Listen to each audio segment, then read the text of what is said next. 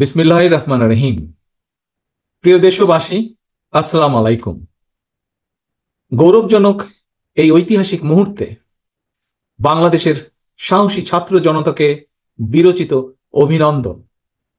হাজারো শহীদের প্রাণের বিনিময় জনতার ঐতিহাসিক এই বিপ্লবের মধ্যে দিয়ে গণহত্যাকারী খুনি হাসিনার পতন হয়েছে, রাহু মুক্ত হয়েছে আমাদের প্রিয় বাংলাদেশ। জনতার বিপ্লবের প্রথম ধাপ চূড়ান্তভাবে সফল হয়েছে। লাখো শহীদের প্রাণের বিনিময়ে অর্জিত বাংলাদেশ কখনো পরাজয় মানতে পারে না। এই ঐতিহাসিক বিপ্লবের মধ্যে দিয়ে আবারও প্রমাণিত হয়েছে, দল মত নির্বিশেষে সকলে ঐক্যবদ্ধ থাকলে এই বাংলাদেশকে কেউ কখনো পরাজিত করতে পারে না, পারবে না। প্রিয় দেশবাসী, বিজয়ের এই ঐতিহাসিক মুহূর্তে আমি আজ সেই সব মায়েদের প্রতি বিনম্র শ্রদ্ধা জানাই, এই গণবিপ্লবে যারা তাদের প্রিয় সন্তানকে হারিয়েছেন।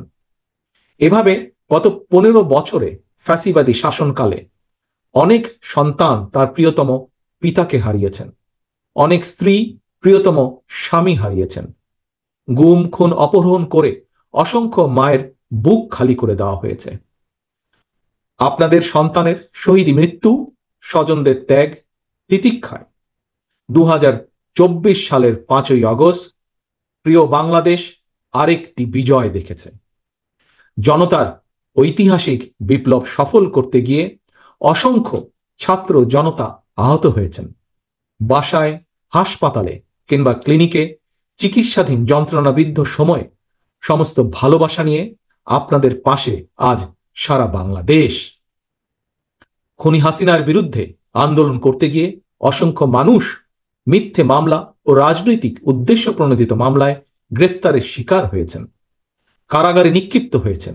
আমি অবিলম্বে তাদের বিরুদ্ধে দায় করা সকল মামলা প্রত্যাহার এবং তাদের কারামুক্তির দাবি জানাচ্ছি।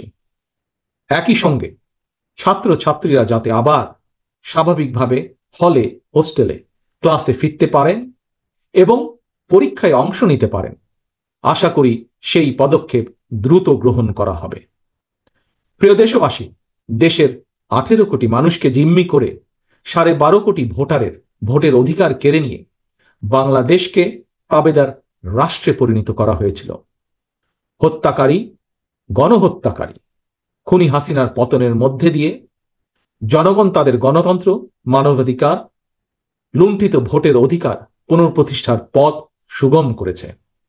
এর মধ্যে দিয়ে জনগণের বিপ্লবের প্রথম ধাপ সফলভাবে সম্পন্ন হয়েছে।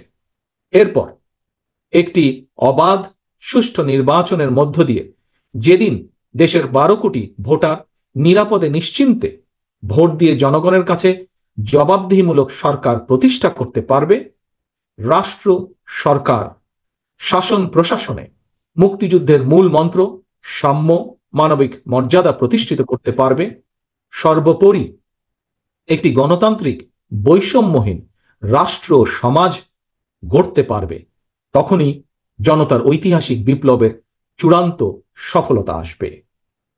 প্রিয় দেশবাসী, জনতার ঐতিহাসিক বিপ্লবকে চূড়ান্ত লক্ষ্যে পৌঁছতে তাই যথাসম্ভব দ্রুততম সময়ের মধ্যে একটি অবাধ, সুষ্ঠু, নিরপেক্ষ নির্বাচনের আয়োজন করতে হবে।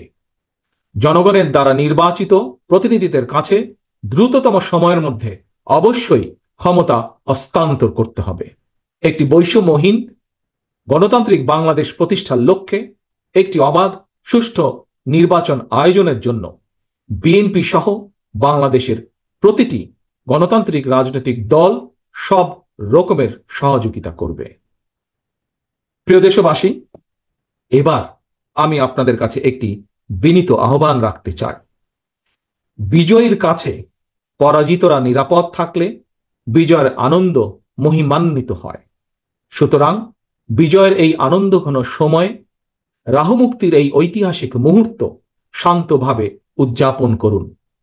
অনুগ্রহ করে কেউ প্রতিশোধ কিংবা প্রতিহিংসা পরায়ণ হবেন না। কেউ নিজের হাতে দয়া করে আইন তুলে নেবেন না।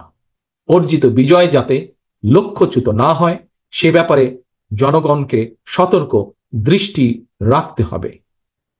52, 71 কিংবা 90 মতন ছাত্র জনতা আবারও একটি বিজয়ের ইতিহাস রচনা করেছে। প্রিয় দেশবাসী, আবারও আপনাদের সকলকে বিরচিত অভিনন্দন। আল্লাহ হাফেজ। বাংলাদেশ জিন্দাবাদ। বাংলাদেশ জাতীয়তাবাদী দল জিন্দাবাদ।